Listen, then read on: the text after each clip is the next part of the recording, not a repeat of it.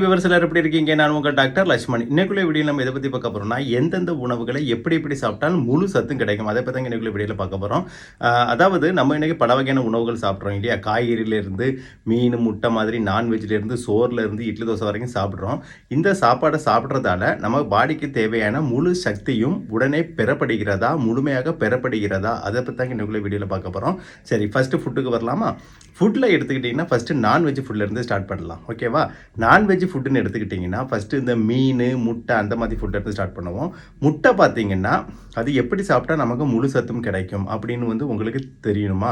முட்டையை வந்து நீங்கள் பெரும்பாலும் எப்படி சாப்பிடுவீங்க? ஆம்லேட் போட்டு சாப்பிடுவீங்க. இந்த ஆம்லேட் போட்டு சாப்பிடும்போது என்ன ஆகும் அப்படின்னா, அந்த தோசைகள் இருக்குல்ல, அதில் வந்து முட்டையை போட்டு நல்லா வேக வைக்கும்போது அதில் உள்ள ப்ரோட்டீன் கண்டென்ட் எல்லாமே ஆவியாக போயிடும். அப்போ நமக்கு வந்து பெரிய அளவு ப்ரோட்டீன் கிடைக்கிறது இல்லை. அதற்கு மாற்றாக முட்டையை அவிச்சு சாப்பிடணுங்க.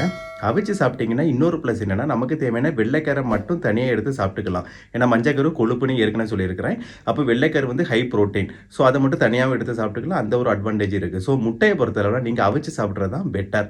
ஆஃப் பாயில் போட்டும் சாப்பிட்டுக்கலாம். ஆனால் ஆஃப் பாயில் ஆயில் ஊற்றாமல் சாப்பிட்டா இன்னும் நல்லது. ஓகேவா? அதுலேயும் வந்து வெள்ளைக்கரு மட்டும் சாப்பிட்டாலும் நல்லது தான்.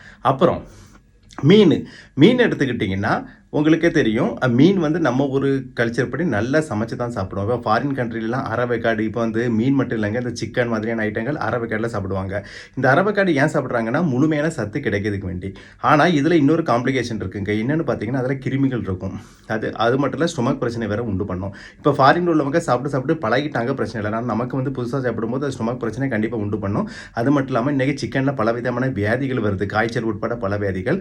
ஸோ அதனால் நம்ம சிக்கனை முறையாக ஒரு மசாலா வத்தல் பொடியெல்லாம் போட்டு நம்ம முறையாக சமைச்சு சாப்பிட்ற மாதிரி சாப்பிட்டா போதுங்க. ஏன்னா சிக்கன் எடுத்துக்கிட்டிங்கன்னா அதில் உள்ள ப்ரோட்டீன் வந்து சமைக்கும் போது பெரிய அளவில் போக வாய்ப்பு கம்மி தான். ஓகேவா? அதனால சிக்கனை எப்போ வந்து சமைச்சு சாப்பிட்டுக்கலாம். மட்டனும் அந்த மாதிரி தான், பீஃப் ஐட்டங்களும். இப்போ வந்து வெஜ் ஃபுட்டுக்கு வரலாம். வெஜ் ஃபுட்டை வந்து பொறுத்த அளவில் வந்து காய்கறிகள் எடுத்துக்கிட்டிங்கன்னா நீங்கள் முழுசாக சமைச்சு சாப்பிட்றீங்க இல்லையா? அதில் சில வகையான காய்கறிகளை நீங்கள் அரவேக்காட்டில் ஒரு சூப்பு மாதிரி போட்டு குடிக்கலாம். ஆனால் ஒரு விஷயம் நல்லா புரிஞ்சுக்கோங்க, அரவேக்காட்டில் காய்கறி சமைச்சு சாப்பிடக்கூடாது. அதில் சூப்பு போட்டு குடிச்சிக்கலாம். மற்றபடி காய்கறிகளை முழுமையாக சமைச்சு சாப்பிட்டுக்கலாம், பிரச்சனை கிடையாது. அதில் உள்ள சத்துக்கள் அப்படியே தான் இருக்கும். ஓகேவா? அதுலேயும் சூப்பு குடிச்சிங்கன்னா இன்னும் நல்ல பலமான சத்து கிடைக்கும், பிரச்சனை கிடையாது. அப்புறம் இந்த சுண்டல் மாதிரியான ஐட்டங்கள் இருக்குல்ல, இந்த கொண்டக்கடலை சொல்லுவாங்க, அந்த மாதிரி ஹை ப்ரோட்டீன் டயட் உள்ள ஐட்டங்களை முழுமையாக சமைச்சு தாங்க சாப்பிடணும். அதாவது அவிச்சு சாப்பிடணும். அதை வந்து வேறு மெத்தடில் ஃப்ரை பண்ணலாம் சாப்பிடாதீங்க.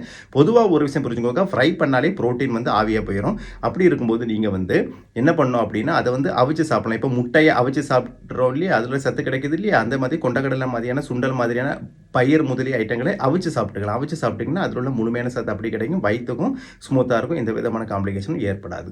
ஓகேவா? இந்த மாதிரி வெஜ் ஃபுட்டுகள். அப்புறம் இந்த சோறு, இட்லி, தோசையெல்லாம் வந்து நீங்கள் எப்போ மாதிரி சமைச்சு சாப்பிட்டுக்கலாம். ஆனால் அளவு கம்மியாக சாப்பிடுங்க, ஏன்னா ஓவர் வந்து வெயிட் பண்ணுறோம். ஸோ அதை நம்ம பார்த்துக்கணும். ஸோ இவ்வளோ நேரம் நான் சொன்ன ஃபுட் ஐட்டங்கள் எப்படி சாப்பிடணும்னு சொல்லியிருக்கிறேன். இந்த மெத்தட் படி சாப்பிட்டீங்கன்னா உங்களுக்கு வயிறு பிரச்சனை வராது, முழு சத்துக்களும் கிடைக்கும். இது உங்களுக்கு மிகவும் பயனுள்ளதாக இருக்கும்னு நினைக்கிறேன். உங்கள் ஃப்ரெண்ட்ஸ் அண்ட் ரிலேட்டிவ்க்கு ஷேர் பண்ணுங்கள், அவர்களும் பயனடைவார்கள். ஸோ நீங்கள் ஷேர் பண்ணுவீங்கன்னு நம்புகிறேன். ஏன்னா எல்லோரும் ஆரோக்கியமாக வாழ வேண்டும். அப்படி ஆரோக்கியமாக வாழ என்னுடைய வாழ்த்துக்கள். இதுவரைக்கும் என்னோட சேனலை சப்ஸ்கிரைப் பண்ணுங்க. மறக்காம உங்கள் ஃப்ரெண்ட்ஸ் அண்ட் ரிலேட்டிவ்க்கு ஷேர் பண்ணுங்க. எனது முழுமையான சத்தை பெறுவது எப்படி, அதை பற்றி ஒரு முக்கியமான வீடியோ அனைவரும் பார்த்து பயனடைய வேண்டும். மீண்டும் அடுத்த வீடியோவில் சந்திப்போம். அது வரைக்கும் பாய்.